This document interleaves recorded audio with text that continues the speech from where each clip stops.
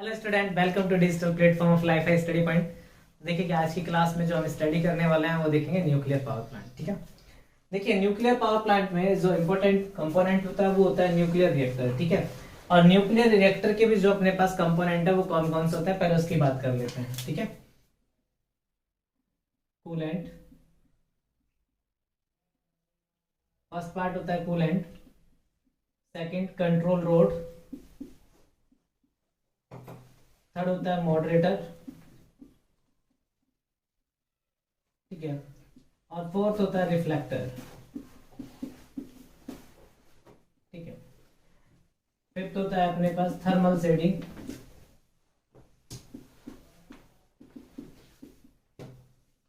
ठीक है, क्लियर चीज। अब देखिएगा कि जो कूलेंट है वो अपने पास तीनों टाइप में मिलता है। किसमें मिलता है? तीनों टाइप में, यानी लिक्विड फॉर्म में मिलेगा आपको, गैस फॉर्म में मिलेगा और सॉलिड फॉर्म में मिलेगा। ठीक है, जो कूलेंट है, कूलेंट का जो मेन रोल होता है, ठीक है, न्यूक्लियर फिजन में जो भी एनर्जी जनरेट होगी, यानी कि नाभिक के विखंडन के द्वारा जो भी ऊर्जा जनरेट होगी या उत्पन्न होगी, उस थर्मल एनर्जी को ये क्या करेगा? ट्रांसफर करेगा। किसको? हीट एक्सचेंजर को। ठीक है, हीट एक्सचेंजर का अपने पास देखिएगा ये रिएक्टर है, इस रिएक्टर के थ्रू जो भी एनर्जी जनरेट होगी, ठीक है, उस एनर्जी को हीट एक्सचेंजर के पास, ठीक है, यानी कि ऊष्मा परिवर्तक, हिंदी में क्या बोलते हैं इसको? ऊष्मा परिवर्तक। ठीक है, अब देखिए नाभिकीय विखंडन अभिक्रिया के दौरान जो भी एनर्जी जनरेट होगी वो एनर्जी जनरेट होगी मेगा इलेक्ट्रॉन वोल्ट में। किसमें जनरेट होगी? मेगा इलेक्ट्रॉन वोल्ट में। ठीक है, और देखिएगा नॉर्मली जब अपने पास एक यूरेनियम, 1 kg यूरेनियम को जब हम क्या किया जाता है, उसका जब नाभिकीय विखंडन होता है तो लगभग 200 mega volt, 200 mega volt, mega electron volt energy generate होती है, इनकी 3 × 10⁻⁻11 जूल्स। ठीक है, क्लियर चीज। अब यहां से देखिएगा जो भी एनर्जी उत्पन्न होगी वो कहां जाएगी अपने पास? ठीक है, हीट एक्सचेंजर के पास। और ये हीट एक्सचेंजर के पास कौन भेजेगा इसको? कूलेंट। इसको बोलते हैं शीतलक। क्या बोलते हैं? शीतलक। ठीक है, यानी कि ये बात कंफर्म होती है कि जो हीट, जो कूलेंट होगा उसकी हीट ट्रांसफर कैपेसिटी क्या होनी चाहिए? अच्छी होनी चाहिए। अब कूलेंट यानी शीतलक ये तीनों फॉर्म में मिलता है, इन तीनों अवस्थाओं में मिलेगा। ठीक है, गैसेस फॉर्म में मिलेगा, सॉलिड फॉर्म में मिलेगा और लिक्विड में भी। कौन कौन सी फॉर्म मिलेगा? सॉलिड, ठीक है, लिक्विड एंड गैसेस। ठीक है, सॉलिड का मतलब ठोस, लिक्विड का मतलब द्रव, गैस का मतलब गैस। ठीक है, अब ठोस की फॉर्म में देखें तो ये अपने पास यूज करेंगे या तो सोडियम यूज करेंगे या फिर यूज करेंगे पोटेशियम। ठीक है, क्लियर चीज। ठीक है, और यदि लिक्विड की फॉर्म में देखेंगे तो यहां अपने पास ऑर्डिनरी वाटर, ऑर्डिनरी वाटर, ठीक है, या फिर यूज करेंगे D2O। ठीक है, भारी जल। ठीक है, इसे बोलते हैं सामान्य जल या फिर भारी जल। ठीक है, और गैस की फॉर्म में देखेंगे तो गैस की फॉर्म में यूज करेंगे CO2। क्या यूज करेंगे? CO2। ठीक है, या फिर यूज करेंगे हीलियम। ठीक है, हीलियम। ठीक है, यहां तक कोई दिक्कत? ठीक है, तो देखिएगा न्यूक्लियर रिएक्टर में अगर हम कूलेंट की बात करें तो कूलेंट का जो मेन वर्क होता है वो क्या होता है कि जो नाभिकीय विखंडन के दौरान जो भी ऊर्जा, यानी कि जो ऊष्मा उत्पन्न होती है, उस ऊष्मा को कहां ट्रांसफर करना होता है? हीट एक्सचेंजर के पास। कहां पर? हीट एक्सचेंजर पर। और कूलेंट जो है वो तीनों, अगर लिक्विड की फॉर्म में है तो अपने पास क्या होगा? या सामान्य जल होगा या फिर भारी जल होगा, और यदि ठोस की फॉर्म में देखें तो सोडियम होगा। ठीक है, और सोडियम भी किसमें होगा? मोल्टन स्टेट में होगा। और गैसेस के फॉर्म में देखें तो CO2 होगा और हीलियम होगा। ठीक है, क्लियर चीज। दूसरी बात कर रहे हैं अपने पास कंट्रोल रोड, अपने पास बनी होती है कैडमियम की, कैडमियम या फिर बोरॉन। ठीक है, कैडमियम, बोरॉन। अब देखिएगा कि जो अपने पास नाभिकीय विखंडन अभिक्रिया के दौरान जो नेक्स्ट जो न्यूट्रॉन उत्पन्न होते हैं, एक्स्ट्रा फास्ट न्यूट्रॉन जो होते हैं, उन फास्ट न्यूट्रॉन की गति को अपने पास क्या करना होता है? धीमा करना होता है। ठीक है, पहले स्लो करेंगे। ठीक है, अब देखिएगा कि जो न्यूट्रॉन है, ये न्यूट्रॉन जो है अपने पास, ये जो पार्टिकल होता है वो किसका होता है? न्यूक्लियस का होता है, नाभिक का कण होता है। अब जनरली अपने पास ये इस तरीके से तो स्लो डाउन होगा नहीं, तो ये भी किससे? अगर अपने पास क्या है कि न्यूक्लियस जब न्यूक्लियस से टकराता है तभी स्लो डाउन हो सकता है। क्लियर चीज। तो यहां हम जो यूज करते हैं मॉडरेटर यूज करते हैं, इनकी मंदक।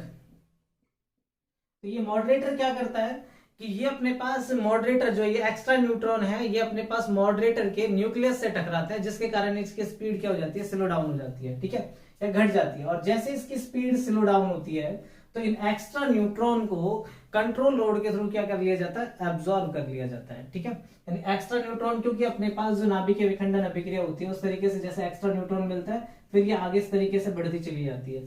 ठीक है, तो यहाँ जो है पहले अपने पास जो अतिरिक्त न्यूट्रॉन होगा, इस एक्स्ट्रा न्यूट्रॉन को क्या किया जाता है, स्लो डाउन किया जाता है। वो स्लो डाउन किससे किया जाता है, मॉडरेटर से। ठीक है, मॉडरेटर के रूप में जो यूज करते हैं वो सामान्यतः यूज करते हैं D2O, ग्रेफाइट, ठीक है, बेरिलियम।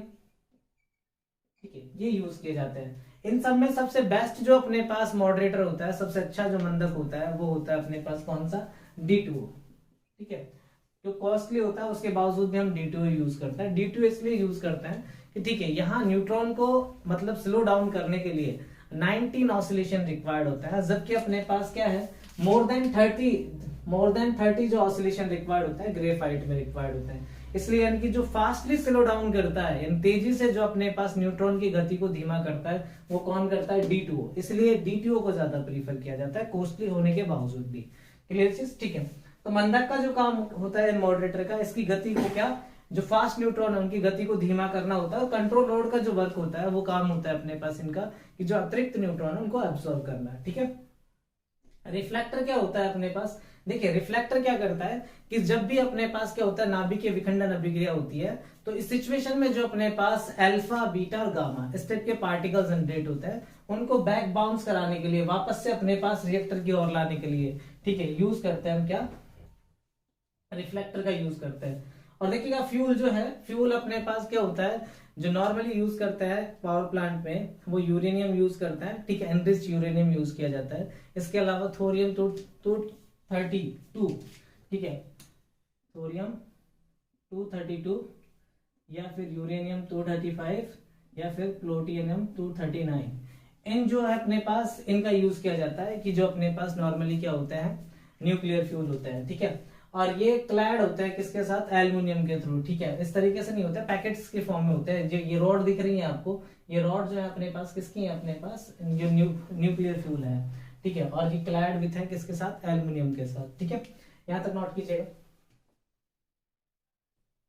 ठीक है, तो देखिएगा यहां तक नोट कर लिया होगा आपने। अब जो न्यूक्लियर यानी कि जो अपने पास रिएक्टर हैं, रिएक्टर भी अलग अलग टाइप के होते हैं। ठीक है, बॉइलिंग वाटर रिएक्टर होता है इनकी BWR, बॉइलिंग वाटर रिएक्टर। ठीक है, PWR, प्रेशराइज्ड वाटर रिएक्टर। ठीक है, Kandu type water reactor, fast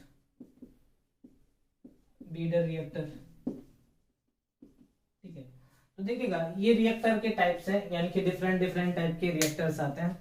तो ये जो BWR है बॉइलिंग वाटर रिएक्टर, ये सिंपलेस्ट फॉर्म में होता है। ठीक है, यहाँ जो कूलेंट और मॉडरेटर होता है, ठीक है, कूलेंट और मॉडरेटर के रूप में जो यूज किया जाता है वो ऑर्डिनरी वाटर का उपयोग किया जाता है, यानी कि सामान्य जल का यूज किया जाता है। और जो फ्यूल यूज किया जाता है वो एनरिच्ड यूरेनियम यूज किया जाता है, और इसकी जो एफिशिएंसी होती है वो लगभग 33% होती है। ठीक है, तो जो बॉइलिंग वाटर रिएक्टर है इसमें अपने पास सिंपल जो क्वेश्चन पूछा जाता है आपसे एग्जाम में वो ये पूछा जाता है कि कूलेंट और मॉडरेटर का वर्क कौन करता है।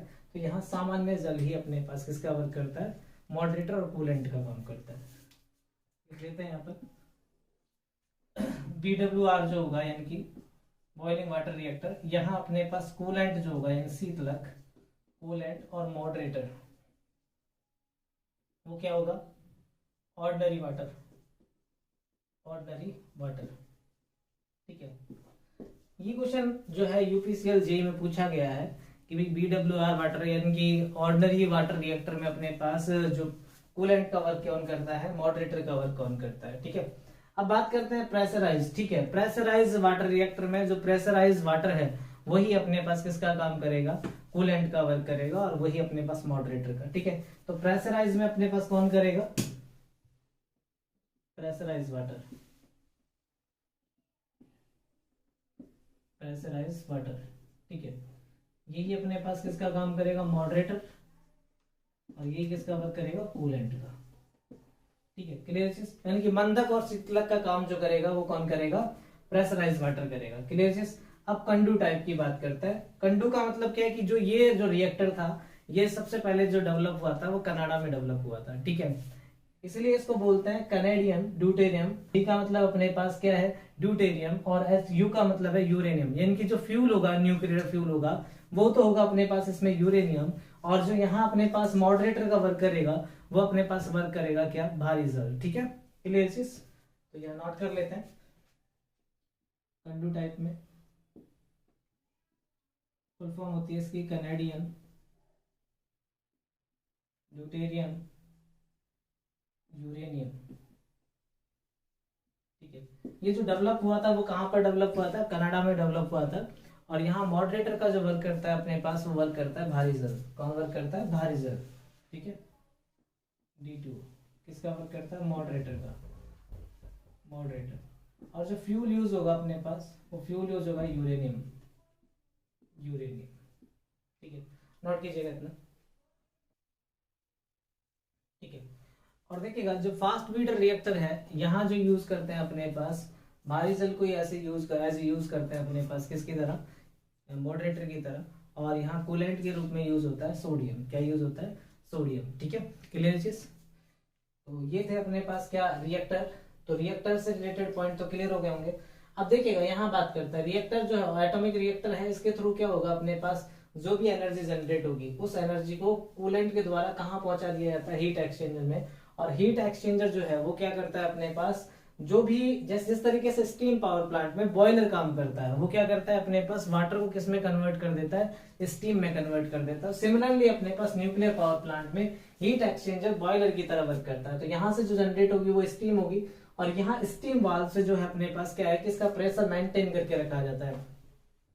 जैसे ही अपने पास स्टीम टरबाइन पर अपने पास जाएगी स्टीम, तो ये क्या होगा कि स्टीम की एनर्जी है वो मैकेनिकल एनर्जी में कन्वर्ट हो जाएगी। और मैकेनिकल एनर्जी जो है अपने पास अल्टरनेटर इसके थ्रू क्या होगा, साफ्ट कपल, और साफ्ट कपल होने के कारण जो है मैकेनिकल एनर्जी किसके थ्रू कन्वर्ट हो जाएगी, अल्टरनेटर के थ्रू इलेक्ट्रिकल एनर्जी में कन्वर्ट हो जाएगी। ठीक है, अब देखिए जो जनरेशन होता है वो जनरेशन अपने पास जो होता है वो अपने पास हमेशा स्टार में होता है। ठीक है, क्योंकि ये सिंक्रोनस अल्टरनेटर होता है, और सिंक्रोनस अल्टरनेटर के द्वारा जो सिंक्रोनस वोल्टेज जनरेट होते हैं वो 11 kV और 33 kV होता है। ठीक है, और ये किस में होता है, स्टार में होता है जनरेशन। ठीक है, तो यहाँ जो ये ट्रांसफार्मर लगा होगा वो कौन सा होगा, स्टार डेल्टा। क्या होगा, स्टार डेल्टा होगा। अब यहाँ देखिएगा कि इन्हें हम टर्बो अल्टरनेटर बोलते हैं, और टर्बो अल्टरनेटर है तो इसमें पोल की संख्या क्या होगी, 2 या 4 होगी। ठीक है, और हाई स्पीड होगी, स्पीड जो नियर अबाउट कितनी होगी, 3000 आरपीएम। ठीक है, या फिर कितनी होगी, 1500 आरपीएम। ठीक है, तो ये जो आरपीएम होगी तो इस स्पीड पर जो वर्क कर पाता है वो सिलेंड्रिकल रोटर वर्क करता है। क्या से वर्क करता है, सिलेंड्रिकल रोटर। ठीक है, सिलेंड्रिकल रोटर। ठीक है, तो ये जो ट्रांसफार्मर है ये कौन सा ट्रांसफार्मर है, पावर ट्रांसफार्मर है, जिसकी रेटिंग किसमें होती है, एमवीए में होती है। तो यहां से इस वोल्टेज को क्या किया जाता है, स्टेप अप किया जाता है। स्टेप अप करने से क्या होगा अपने पास कि वोल्टेज हाई होने से करंट लो हो जाएगा, और करंट लो होने से क्या होगा अपने पास, आई स्क्वायर लॉसेस जो है वो कम होंगे। ठीक है, आई स्क्वायर आर लॉसेस जो कम होंगे तो इस सिस्टम की जो एफिशिएंसी है वो इंक्रीज होगी। ठीक है, फिर आइसोलेटर स्विच के द्वारा इन्हें क्या कर दिया जाता है, यहाँ से जो ओसीबी यहाँ पे सर्किट ब्रेकर लगा होता है और फिर इन्हें कनेक्ट करके ट्रांसमिट कर दिया जाता है। ठीक है, तो यहाँ जहां से एनर्जी को ट्रांसमिट भी किया जाता है, डिस्ट्रीब्यूट भी किया जाता है, ठीक है, उस जगह को बोला जाता है जीएसएस। क्या, जीएसएस, ग्रिड सब स्टेशन। ठीक है, और जहां से केवल जनरेशन होता है, तो यहाँ अपने पास क्या एनर्जी बन रही है तो इसको बोलेंगे अपने जनरेशन। ठीक है, क्लियर चीज। और जहां से केवल डिस्ट्रीब्यूशन होता है उसी को क्या बोलते हैं, डिस्ट्रीब्यूशन सिस्टम। ठीक है, तो वो अपन सेकंड चैप्टर में पढ़ेंगे, अभी जो है अपन जनरेशन के बारे में पढ़ रहे हैं। क्लियर चीज। अब देखिएगा जब स्टीम अपने पास टरबाइन से टकराती है तो यहाँ प्रेशर और टेम्परेचर दोनों क्या हो जाते हैं, डाउन हो जाते हैं, जिसकी वजह से स्टीम किस में कन्वर्ट होने लग जाती है, वाटर में कन्वर्ट हो जाती है। और कंडेंसर कंप्लीटली वाटर को जो स्टीम है उसको किस में कन्वर्ट कर देता है, वाटर में कन्वर्ट कर देता है। ठीक है, अब ये वाटर जो है अपने पास कहाँ हो गया, नीचे रिवर में आ गया, ये नीचे वाला पोर्शन है रिवर। ठीक है, कूलिंग टावर के थ्रू क्या किया जाता है कि अब पूरे प्लांट को यहाँ से क्या किया जाता है, ठंडा किया जाता है।